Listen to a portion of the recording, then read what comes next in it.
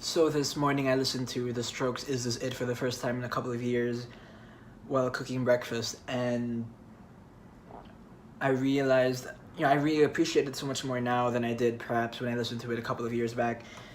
For the last few weeks or so, I've been almost exclusively listening to classical music and jazz, and the differences between classical music, jazz, and what I guess what would be indie rock in the 2000s is that for me, classical music is something that I am in constant awe of. It's something I sit back. I think you can easily look at it in the sense of a music concert. The classical music concert, you are in your seats, very quiet. You're very, very quiet. Everyone is extremely silent, and it's all focused on the music. It's about being in the presence of people who are the masters of their craft, and you are hearing them play the most exquisite melodies. When you go to jazz music, it's a bit of mix of both. Jazz music, there's more. It's more social. I think when you listen to jazz music, it's a bit more involved with the audience, and on some level, it's also kind of you're sitting in a room in a jazz club or something.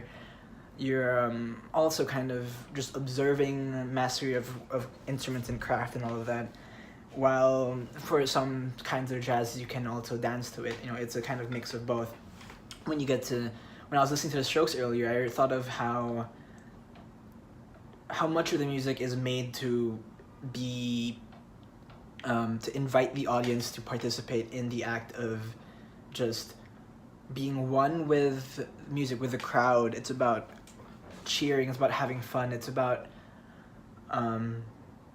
it's not necessarily about the musicians or necessarily about the instrumentation. When you listen to the Strokes, it's not really that instrumentally complex or new or great for at the time when you think of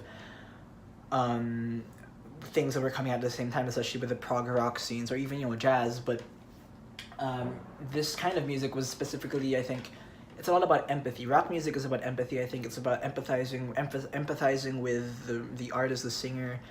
It's about trying to put yourself in the position of the one who is like singing. And so you get for Julian Casablancas, you listen to his lyrics, you listen to his voice. His very rough kind of edge to it, and you feel like you are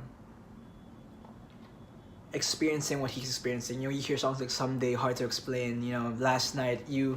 It's about the joy of youth. It's about this maximalism in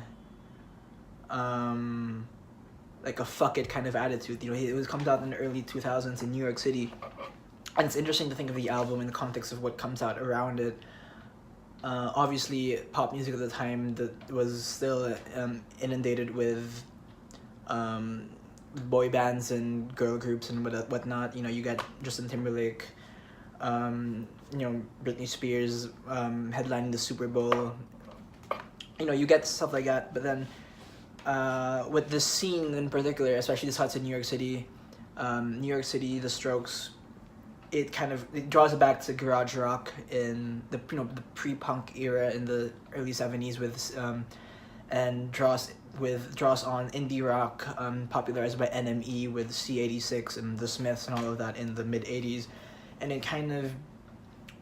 it's a very celebratory album. It's a very propulsive. It's a very freeing album. When you listen to it, you just want to dance along to and lose your inhibitions, And when you look at when it came out in 2001, it came out a couple of months before shit started to happen in New York City, before 9/11. And whenever you kind of study history in the United States, it's always in all sorts of arts and media and in sociology and all that. It's always bifurcated with post 9/11 and pre 9/11 sentiments. And Is This It comes out right at August, I think, August 2001, around the same time as you get something like White Blood Cells by the White Stripes.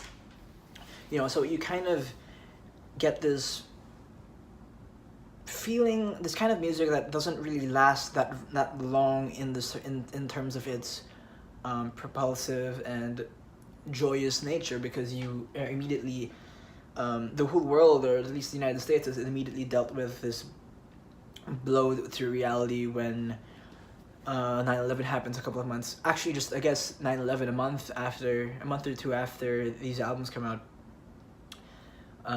And we kind of have to deal with that sense. And I mean, NME embraces the Strokes, just like they would later on with, or with Arctic Monkeys and all of that, and the Libertines. This kind of indie rock sound.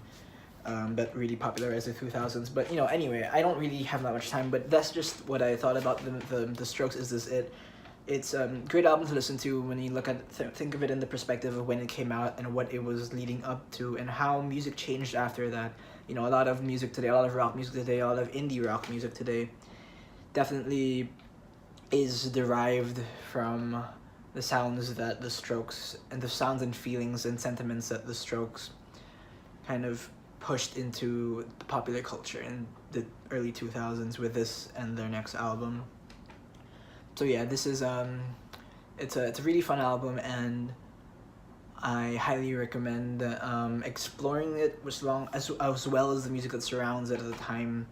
You get the Arctic Monkeys, the Libertines is one of my favorites, and you got the White Stripes, among many other bands that were aping their sounds. Yeah, that's what I thought about the album.